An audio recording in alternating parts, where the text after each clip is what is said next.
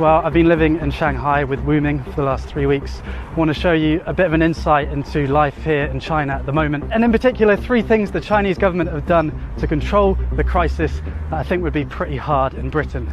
It's not all sunshine and daffodils.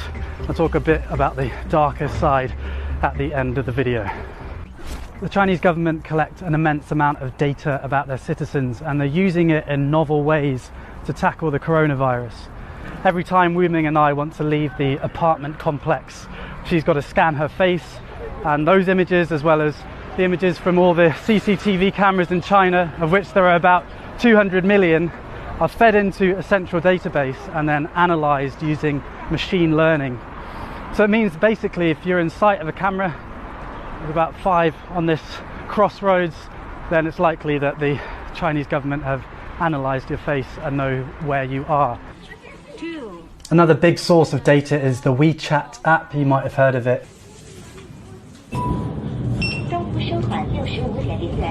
So that's WeChat. It's social media and your debit card all rolled into one super app, which is really convenient, but obviously also tracks. So the state know where you are, what you've bought, and what you're saying to friends. That's just the status quo, and the Chinese people generally know about this.